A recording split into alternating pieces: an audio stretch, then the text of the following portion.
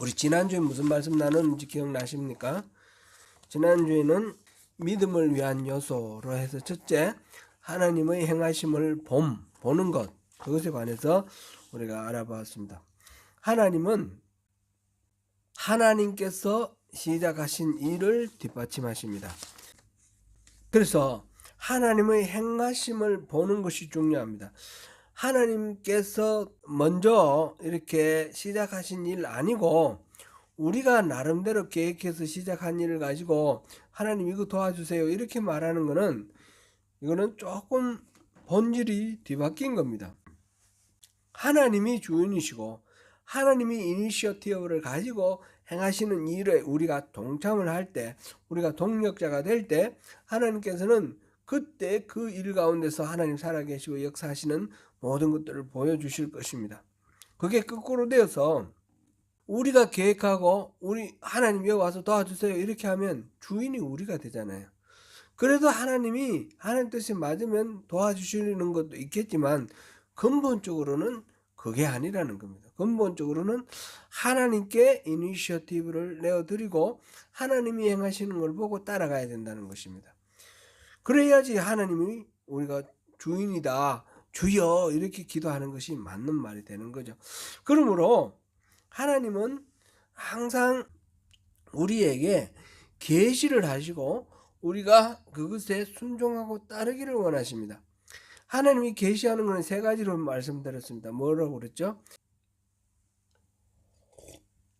하나님 자신을 계시하시고 하나님의 목적을 계시하시고 하나님의 길을 계시하십니다.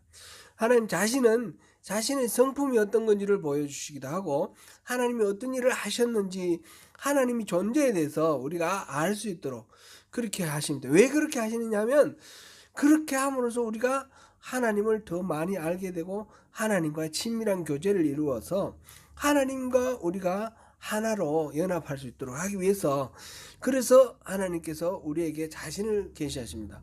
그리고 목적을 계시하시는데 이거는 하나님이 하고자 하시는 하나님의 계획, 하나님의 소원 그거를 우리에게 알려주시는 겁니다. 거기에 우리가 동조를 하고 따라가는 것이 우리가 동력자의 삶입니다. 이게 이제 하나님과의 친밀한 교제 이게 신앙의 핵심이고 본질이며 동시에 하나님의 동력자의 삶을 사는 것이 신앙의 본질이라 이렇게 말할 수 있겠습니다. 그런데 이 목적만 보여주는 것이 아니라 하나님께서는 길도 보여주십니다. 하나님이 하시는 어떤 일에 대한 계획은 이런 식으로 해야 된다라는 하나님의 그 방법, 길 그것도 같이 보여주십니다. 이게 신앙의 아주 순전한 신앙의 아름다운 그런 모습 그런 것이 되겠습니다.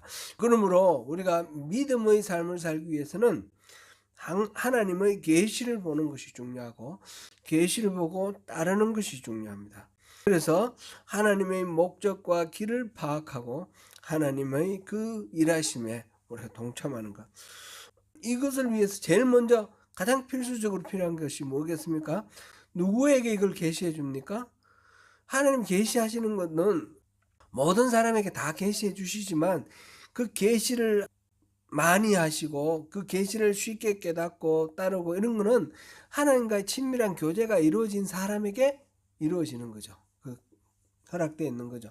그러니까 하나님과의 친밀한 교제가 중요한 것입니다. 그러니까 우리가 하나님이 먼저 행하시는 것을 보고 동력자로 따르라. 하나님의 이 행하심을 보는 것이 우리 믿음의 삶을 살아가는데 중요하다 그랬는데 하나님의 행하심을 어떻게 봅니까? 그것을 위해서 열쇠는 우리가 하나님을 알고 사랑하고 친밀한 교제 가운데 살아가는 그런 믿음을 갖는 것이 중요하다. 우리가 그렇게 우리가 볼 수 있겠죠.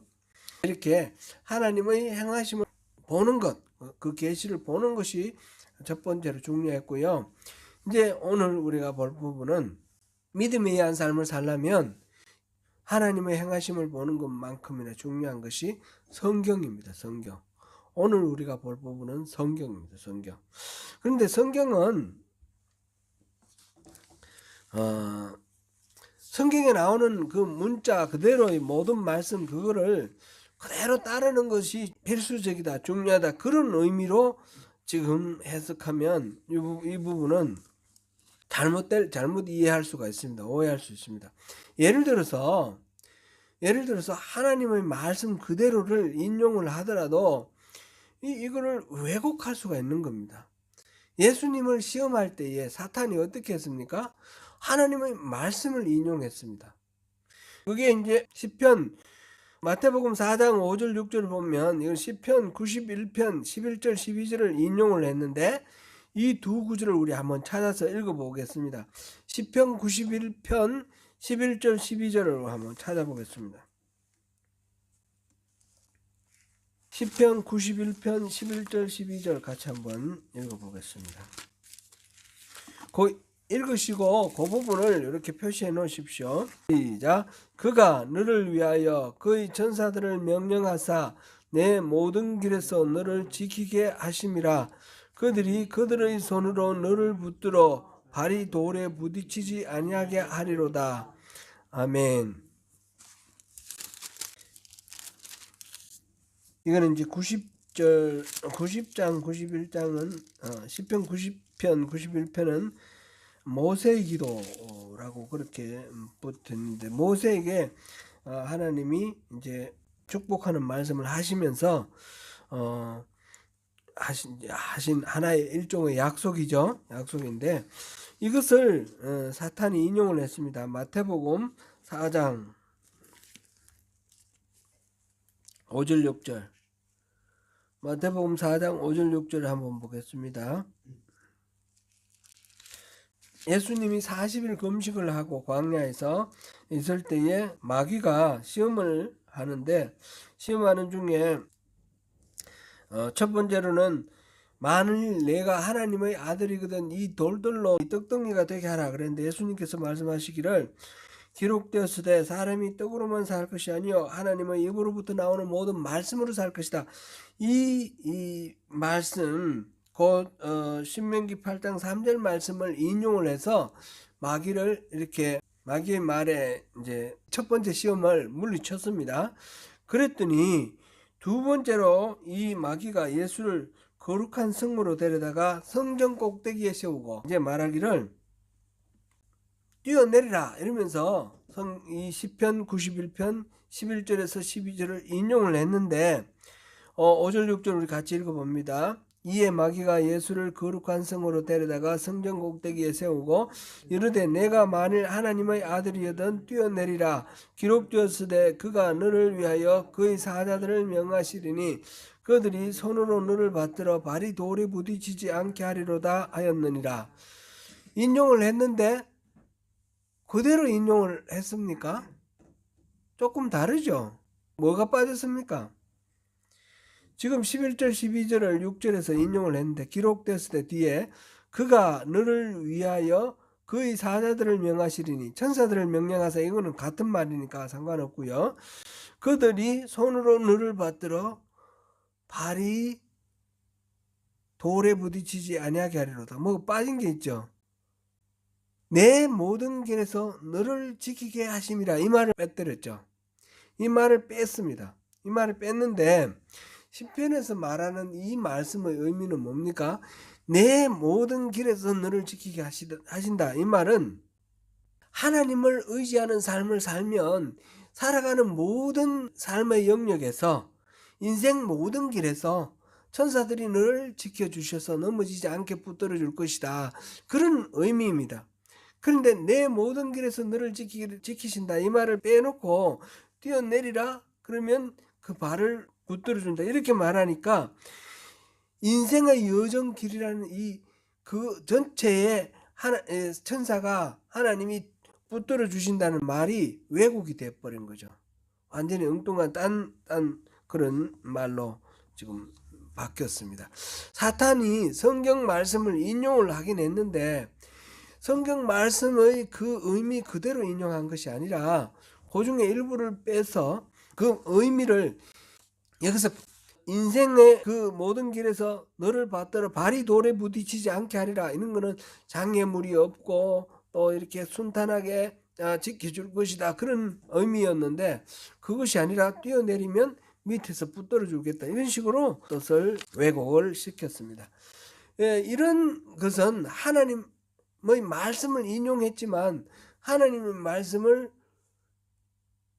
다른 의미로 이렇게 왜곡을 했는데, 그런 식으로 성경을 인용하는 것은 거짓인 것이고 아주 잘못인 것이죠. 그렇게나 우리가 성경이 중요하다 그래도 믿음에 따라 성경을 중요하게 생각을 하는데, 그런 식으로 왜곡된 성경의 인용이나 성경의 말씀의 적용은 잘못됐다는 것입니다. 이단들도 마찬가지입니다. 사탄이 하는 것이나 똑같은 그런 짓들입니다. 이단들이 하는 걸 일일이 다 말할 수 없겠지만, 거기서 나오는 것들을 어거지로 갖다 붙여서 뭐 누가 자기가 보혜사다 그러고 뭐 누가 또 재림 예수다 그러고 이런 식으로 갖다 붙여서 엉뚱하게 왜곡하는 일들이 얼마나 많습니까? 그리고 성경을 해석하는 것 자체를 마음대로 해석을 합니다. 그런 식으로 하나님의 말씀을 가지고 자기들이 마음대로 조작을 해서 왜곡을 해서 사용하는 것, 그거는 말씀대로 살아가는 것이 아닙니다. 그렇다면 이 이단들만 그러냐? 그렇지도 않다는 거죠.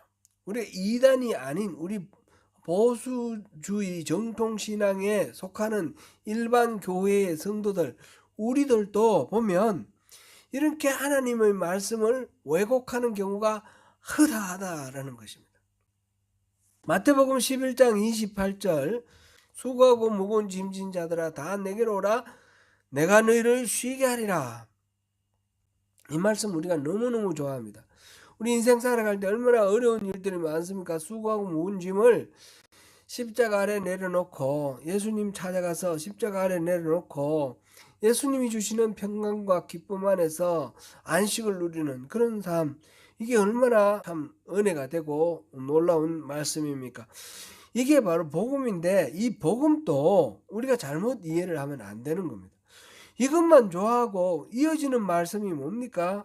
29절 30절, 나는 마음이 온유하고 겸손하니 나의 멍에를 메고 내게 배우라. 그러면 너희 마음이 쉼을 얻으리니 이는 내 멍에는 쉽고 내 짐은 가벼움이라 하시니라.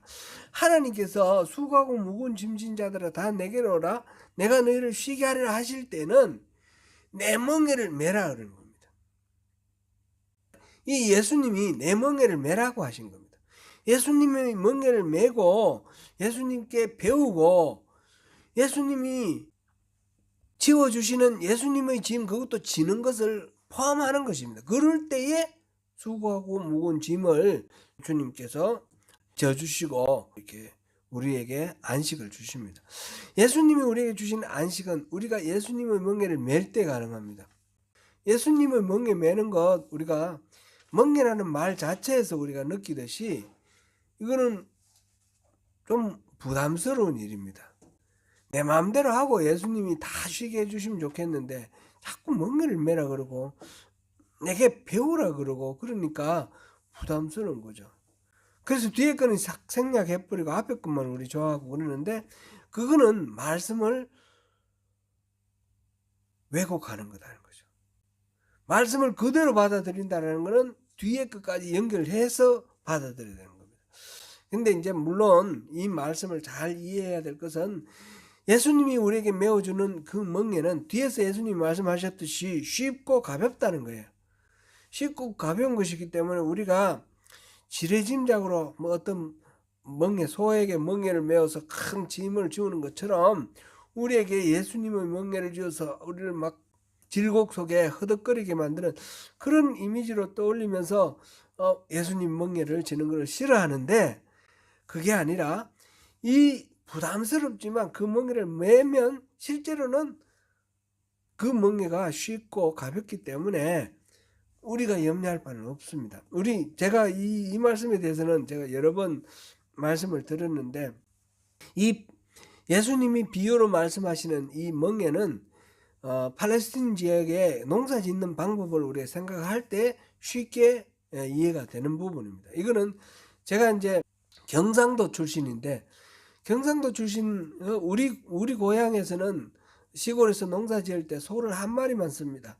한 마리로 이렇게 쟁기질도 하고 뭐 수레도 끌고 하는데, 저 군에 갔더니 군대 강원도에서 이제 군 생활을 했는데 거기 보니까 소를 2마리를 쓰더라고요. 2마리를 쓰는데 이렇게 나중에 이제 잘 아는 사람한테 물어서 알아보니까 이 2마리 소가 똑같이 이렇게 힘쓰는 소가 아니래요. 한 소는 베테랑 소고 한 소는 어린 소라는 거예요. 1살이나 1살 반 이렇게 된 어린 소. 덩치는 똑같아요. 다 컸으니까. 근데 이 1살이나 1살 반, 2살 된 이 소도 힘은 오히려 베테랑 소보다 더 클 수도 있어요. 그런데 이 베테랑 소는 경험이 많고 해가지고 힘을 조절을 해가면서 그렇게 함으로써 지치지가 않는 거예요. 이 젊은 소만 그대로 이제 막 하면 무작정 힘을 쓰다가 금방 지쳐버리는 거예요. 왜냐하면 강원도는 돌도 많고 이렇게 밭이 아주 부드러운 밭이 아니잖아요. 그러니까 이 베테랑 소가 방향과 강도와 세기 이런 것들을 다 조절해서 가면 젊은 소는 거기에 따라가면서 같이 힘을 써주면 이 일이 쉬워진다는 거죠. 정작 가장 힘든 일은 이 베테랑 소가 다 하는 것이고 젊은 소는 따라가면서 일도 배우고 점차 노련해지면서 이 일을 효과를 올리는 것입니다. 예수님께서 우리에게 내 멍에를 메라 할 때는 예수님이 힘든 일, 어려운 일 다 감당해 줄 테니까 나랑 같이 가자. 그런 뜻으로 이 멍에라는 비유를 쓰신 것입니다. 예수님과 동행하면서 그 어렵고 힘든 일, 모든 일들 예수님께서 힘써 주시고 또 피할 것 피해 주시고 이길 것 이기게 해 주시면 우리의 인생은 편하고 쉽고 안식을 누리면서 살아갈 수 있다는 것이죠. 근데 어쨌든 이 뒤에 나오는 이 멍에와 짐 이거를 우리가 생각할 때는 부담스러우니까 앞에 것만 생각한다는 거죠. 수고하고 무거운 짐진 자들아 다 내게로 오라 내가 너희를 쉬게 하리라. 여기까지만 읽고 그 다음에 29절은 안 읽는데 8절, 29절, 30절 전체가 의미가 있다는 것입니다. 이런 사례는 여러 가지가 있는데 하나만 더 들어보면요. 빌립보서 4장 13절 내게 능력 주시는 자 안에서 내가 모든 것을 할 수 있느니라. 이 말씀 너무너무 좋아합니다. 그렇죠? 내게 능력 주시는 자 안에서 내가 모든 일을 할 수 있다. 내게 능력 주신 자 우리 주님이 나를 슈퍼맨 만들어주는 것 같아요. 그래서 무슨 일이든 다 해낼 수 있는 그런 것으로 생각을 하는데 그런 의미가 아니에요. 그런 의미가 아닙니다. 11절 12절을 같이 읽어야 됩니다. 11절 12절 같이 읽어봅니다. 빌립보서 4장 11절 12절 찾아서 우리 같이 한번 읽어보시면서 생각하면 좋겠습니다. 내가 궁핍함으로 말하는 것이 아니니라. 어떠한 형편에서든지 나는 자족하기를 배웠노니 나는 비천에 처할 줄도 알고 풍부에 처할 줄도 알아. 모든 일 곧 배부름과 배고픔과 풍부와 궁핍에도 처할 줄 아는 일체의 비결을 배웠노라.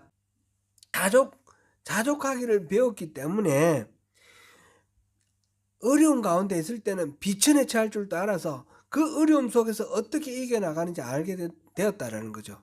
또는 풍부할 때 그냥 착각 속에 빠져 있지 않고 풍부함 가운데서 은혜를 또 누리면서 절제하면서 잘 이겨낼 수 있도록 배웠다라는 거죠. 그래서 비천과 풍부 모든 경우에서 잘 살아나갈 수 있는 일체의 비결을 배워서 이 모든 비결의 핵심은 자족이죠. 자족하면서 그렇게 하는 것을 배웠기 때문에 내게 능력 주시는 자 안에서 무슨 일이든 다 할 수 있다. 가난할 때는 가난한 가운데 이겨낼 수 있고 부할 때는 부한 가운데 이겨낼 수 있고 어려운 일은 어려운 일대로 이겨낼 수 있고 쉬운 일은 쉬운 일대로 이겨낼 수 있고 나는 모든 거 다 할 수 있다. 내게 능력 주시는 자 안에서 내가 다 할 수 있다. 이 말을 하는 거죠. 내가 슈퍼맨이 된다 이 말이 아니고 그죠? 이런 식으로 성경의 말씀을 그 말씀을 한 문맥 가운데서 하나님이 의도하시고 하나님이 목적하시고 하나님이 우리에게 바라시는 바 그대로 그 말씀을 우리가 이해하고 순종하고 따르고 적용하는 그런 삶을 살아야 되는 것이죠. 그게 바로 성경에 의한 삶이 되는 겁니다. 믿음에 의한 삶인데 성경을 바탕으로 한 그런 삶이 되는 것입니다. 그런데 하나님 그 좀 문맥을 그대로 받아들이고 하나님이 말씀하신 의도를 그대로 받아들이지 않고 일부를 취해서 필요한 대로 그렇게 자기가 스스로 적용을 하거나 인용을 하거나 이렇게 하는 것을 성경에서는 그거는 거짓이다. 성경에 나오는 말씀이지만 그는 거짓이다. 성경 말씀이 아니다는 거죠. 그렇게 말하고 있습니다. 예레미야서에 보면 그런 말씀이 많이 나와요. 예레미야 선지자가 거짓이다. 그런 말씀을 많이 하시는데 오늘 본문 6장 13절 14절 거기 보면 그랬죠. 오늘 본문은 23장이고 그 비슷한 내용인데 6장 13절 14절 한번 보겠습니다. 예레미야 6장 13절 14절 우리 한번 찾아보겠습니다. 같이 읽어봅니다. 이는 그들이 가장 작은 자로부터 큰 자까지 다 탐욕을 부리며 선지자로부터 제사장까지 다 거짓을 행함이라. 말하기를 평강하다 하나 평강이 없도다. 아멘. 지금 예레미야 선지자가 말하는 것은 선지자부터 제사장까지 예레미야 당시에 선지자부터 제사장까지 다 거짓을 행한다 이렇게 말했습니다.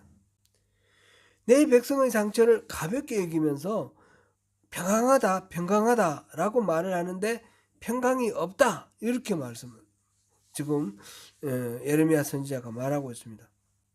지금 이스라엘 백성들이 유다 남왕국 유다 동칭해서 이스라엘이라고 말할 수도 있겠죠. 이 유다 백성들이 어떤 처지였습니까? 지금 곧 예레미야가 지금 이 말을 할 때에는 북왕국에서 북쪽에 있는 제국 바벨론이 곧 침략해 와서 나라가 망할 겁니다. 그동안에 이 왕들이 우상을 숭배하고 하나님 말씀을 온전히 따르지 않아 가지고 지금 나라가 징계를 당해서 망하게 됐다는 말이죠. 그래서 백성들은 지금 고통스럽고 어려운 상황 속에 있습니다. 그런데 맨날 제사장과 선지자는 평강하다 이렇게만 말을 하는 것입니다.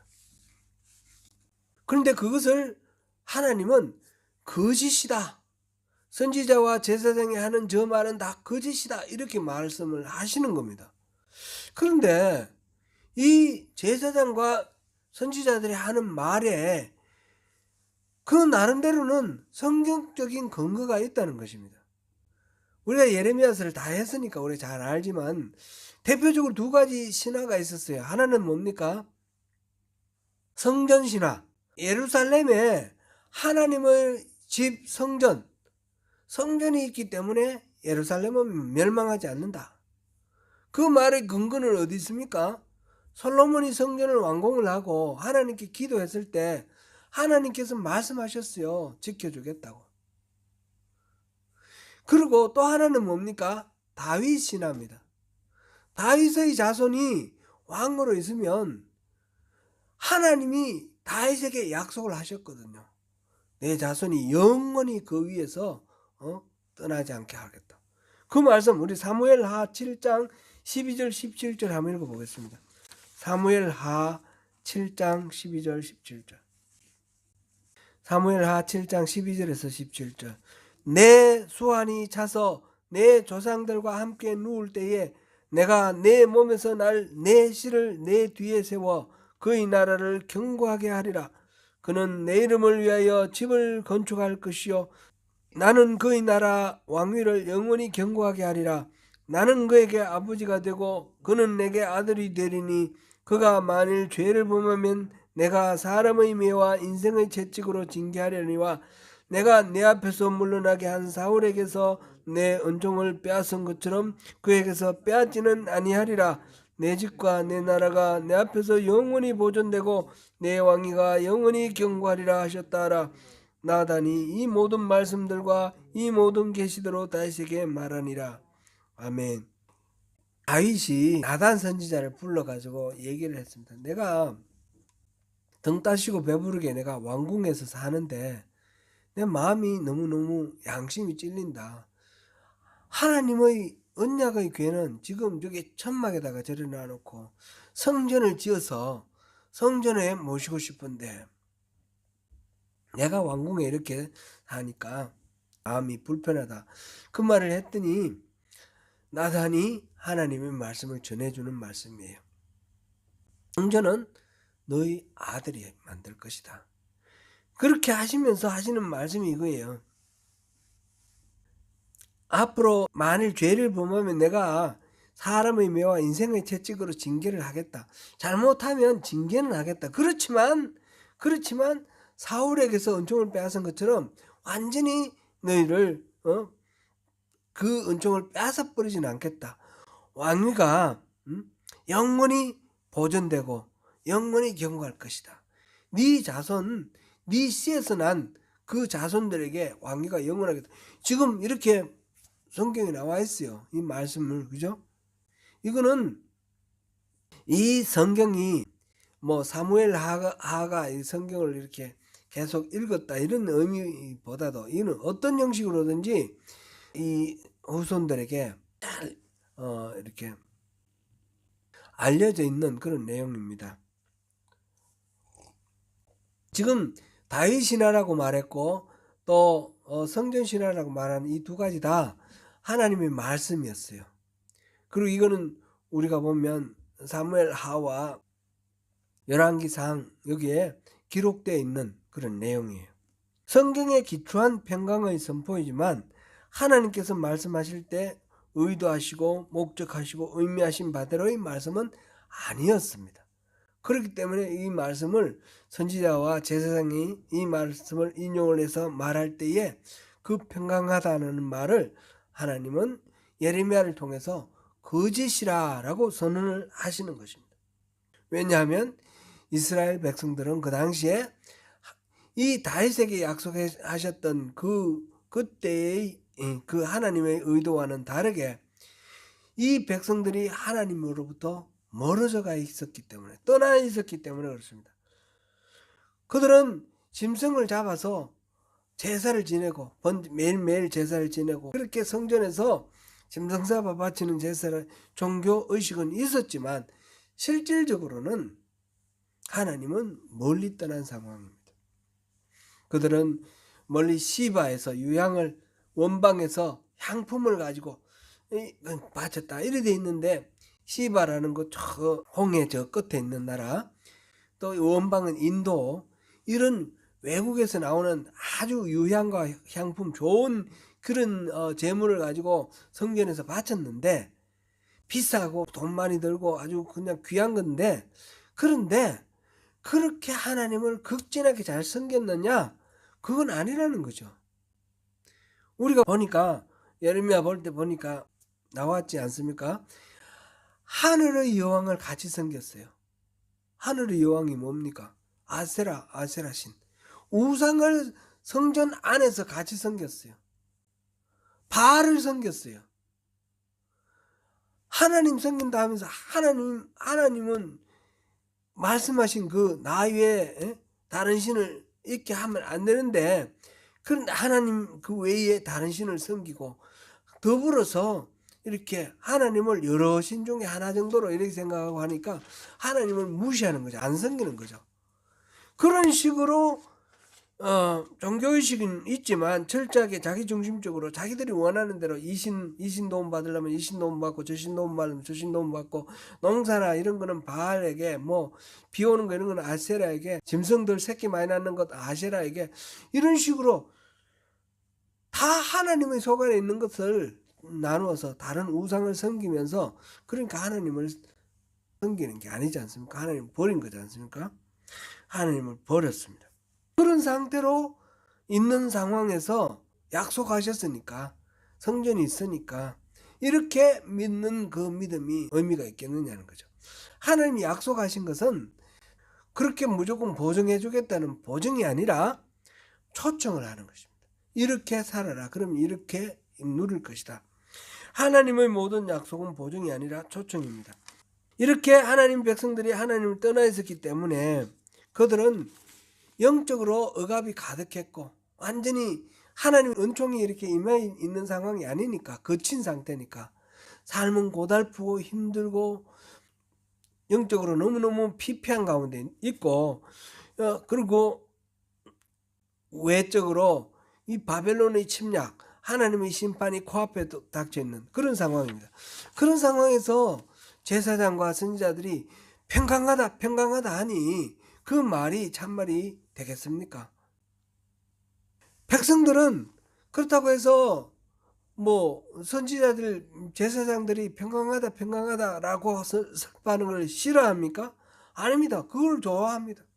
왜냐하면 우리 삶이 고달프니까 위로해주는 말이 좋죠. 이 고달픈 삶을 어떻게든 좀 위로해주고 평강하다 평강하다 하니까 좋은 거예요. 그러니까 백성들은 선지자와 제사장이 평강하다 평강하다 부드러운 말씀을 선포하기를 바라고, 선지자와 제사장은 백성들이 그런 걸 바라니까 그렇게 말해주고 함께 망해져 가는 것입니다. 둘 다 하나님의 말씀으로부터 멀어져 있는 것입니다. 이 부분에 대해서 하나님이 말씀하시는 것, 앞서 우리가 6장 12절에서 14절, 우리가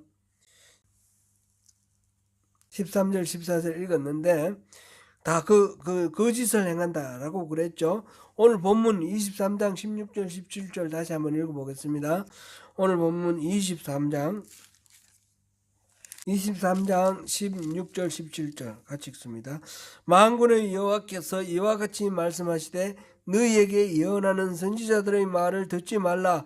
그들은 너희에게 헛된 것을 가르치나니 그들이 말한 묵시는 자기 마음으로 말미암은 것이요 여호와의 입에서 나온 것이 아니니라.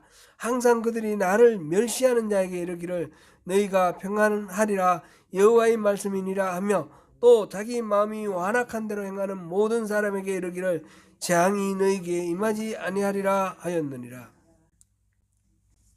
지금 이 선지자와 제사장들이 하는 말들이 다 헛된 것을 가르친다, 거짓말이다, 내 여호와, 나 여호와의 입에서 나온 말이 아니라 자기들의 마음에서 나오는 것이다, 이렇게 말하셨습니다. 왜 그런가 이렇게 들여다보니까 그들이 나를 멸시하는 자에게 이르기를 너희가 평안하리라 여호와의 말씀이니라 이렇게 말한다는 거예요. 그들은 여호와를 멸시하는데 여호와가 그들에게 너희는 평안하리라 이렇게 말한다라고 하는 게 맞는 말입니까? 여호와가 그렇게 하실 리가 없지 않습니까? 그들이 멸시하는 자를. 그리고 또 자기 마음이 완악한 대로 행하는 모든 사람에게 이르기를 재앙이 너희에게 임하지 아니하리라. 마음이 완악한 대로 행하는 사람에게는 재앙이 임하는 게 당연하죠. 그게 하나님 말씀 뜻이죠. 그런데 재앙이 임하지 아니하리라 이렇게 말하는 거예요. 그러니까 이 말들은 다 거짓말들이죠. 그냥 좋은 말만 해가지고, 부드러운 말만 해가지고 사람들의 그 비위를 맞추는 것이고,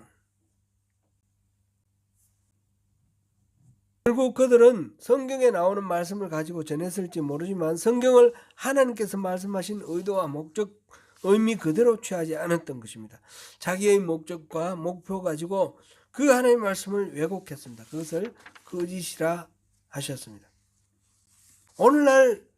오늘날은 어떻습니까? 오늘날 선포되는, 강단에서 선포되는 말씀들도 이렇게 생각해 보면 큰 차이가 없다, 그런 생각이 듭니다. 한국, 우리 조국, 한국, 그리고 우리가 살고 있는 이 뉴질랜드 비슷비슷합니다. 하나님의 은혜가 거쳤습니다. 하나님을 순종하고 따르지 않고 자기들의 목적과 자기들의 만족을 위해서 멋대로 하나님 말씀을 갖다가 인용하고 그거를 주장을 하기 때문에 하나님께서 마음을 거두신 것 같이 그렇게 보입니다. 그런데 선포되는 말씀은 항상 평안하다 평안하다의 말씀입니다. 평강하다. 너희에게 하나님께서 함께하시고 복을 주신다. 너희들 지켜주신다.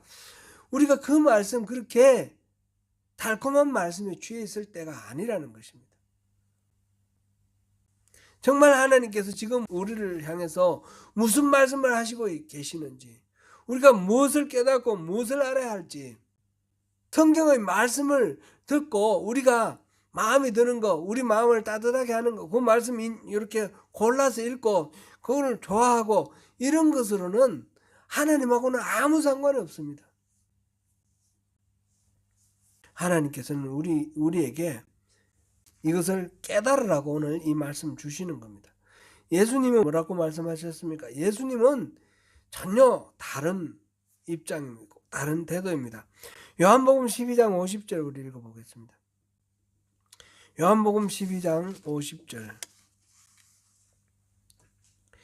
나는 그의 명령이 영생인 줄 아노라. 그러므로 내가 이르는 것은 내 아버지께서 내게 말씀하신 그대로니라 하시니라. 예수님께서는 하나님 말씀을 생명으로 알았습니다. 하나님께서 말씀하신 그대로 이렇게 살았어요. 우리가 성경 말씀대로 살아야 됩니다. 믿음이라는 것은 성경을 근거로 해야 됩니다. 그런데 성경 말씀을 하나님이 주신 원래의 의도와 목적과 하나님의 그 마음을 무시해버리고 문자에 얽매여 가지고 내가 원하는 대로 그렇게 해석해버리면 하나님을 완전히 욕보이는 겁니다. 참 저도 참 이 말씀 선포하는 게 너무너무 어려워서 직접적으로 이렇게 막 말씀드리지 못하는 것들이 너무너무 많이 있는데, 한국 교회를 보면 눈물이 날 때가 많습니다. 믿음이 좋다고 말하는 사람들의 그 삶의 모습이 너무 하나님의 의도와 목적과 다릅니다. 말씀을 더 이상 들어가기도 어려워서 맺어야되겠습니다. 하나님의 말씀이 그렇기 때문에 믿고 따르는 것이 신앙입니다. 하나님 말씀대로 하나님의 본래 그 말씀을 주신 의도를 우리가 잘 분별하는 것이 중요합니다. 신앙생활을 하는데 신학은 필요 없다 이렇게 말씀하시는 분들이 많습니다. 목사들이 신학을 멸시하는 그런 경우도 많습니다. 그래서 신학 공부 안 하고 목사 된 사람들도 많고요. 근데 신학은 뭐냐면 하나님이 어떤 분인지, 하나님 말씀이 무슨 의미인지를 연구하는 것이 신학입니다. 하나님의 말씀의 본래 의도를 알려면 신학적인 의미가 노력이 필요합니다. 모든 성도들이 신학을 전공하고 이렇게 할 수가 없습니다. 그러나 신학자가 연구한 것을 무시하거나 멸시하거나 멀리해서는 안 됩니다. 신학을 나름대로 우리가 잘 활용을 해야 되고, 그래서 하나님의 말씀을, 성경을 그냥 내가 내키는 대로 내 마음이 편한 대로 읽는 것이 아니라 축적된 그 신학의 어떤 업적을 바탕으로 해서 해석을 이렇게 하고 분석하는 것이 필요합니다. 그래서 교회의 지도자들이 중요하고 목사들이 중요한데, 너무 이렇게 반지성주의가 지성을 멸시하고 신학을 무시하는 그런 경향이 한국 교회에 아주 팽배하기 때문에 그것이 참으로 염려가 됩니다. 오늘 이 성경 말씀에서 하나님 본래의 의도와 목적, 의미, 그것을 분별해야 된다, 이 말씀을 우리 붙들면서 성경 말씀을 깊이 이해하고 원래의 그 의도대로 바르게 이해하는 그것을 위해서 우리가 많이 기도하고 애쓰고 노력해야 되겠습니다. 그런 것을 위해서 또 바른 지도자들이 바른 길로 갈 수 있도록 또 기도해 주시기 부탁드리고요. 하나님의 그 본 마음을 아는 믿음으로 또 승리하시는 저와 여러분 되시기를 축원합니다. 기도하겠습니다. 은혜로우신 하나님, 성경은 우리 믿음의 삶을 살아가는데 절대적인 그런 기초입니다. 그러나 그 성경의 말씀에 하나님의 본래의 의도와 목적과 그 의미가 담겨 있지 않은 상태로 그렇게 자의적으로 해석하고 자기중심적으로 그렇게 인용하는 그런 잘못된 성경 읽기가 얼마나 많은지 모르겠습니다. 하나님의 그 본래의 말씀의 의도를 잘 이해하고 잘 순종하고 잘 따르는 그런 우리 신앙생활이 되기를 원합니다. 성경을 더 깊이 읽고 묵상하고 이해하고 또 분석하고 해석하는 그런 훈련을 우리가 함께 받을 수 있도록 도와주시고, 우리에게 하나님의 말씀을 바로 인도해주는 그런 지도자가 많이 양성될 수 있도록 주님 도와주십시오. 우리 온 세계의 교회와 또 우리 조국 대한민국의 교회와 우리가 살고 있는 뉴질랜드 교회가 심각한 위기에 봉착해 있다는 사실을 또 기억하면서 하나님께 은혜를 구합니다. 하나님이 살아계심을 우리 모두 경험하고 또 누리면서 살아가고, 그래서 우리가 마침내 승리하면서 살아갈 수 있도록 이 세상의 위협과 이 무게에 짓눌리지 않고 지지 않고 승리할 수 있도록 우리에게 은혜를 베풀어 주시옵소서. 성경 말씀의 참된 이해를 통해서 승리하는 우리 모두가 될 수 있도록 도와주시옵소서. 예수님 이름으로 기도드립니다. 아멘.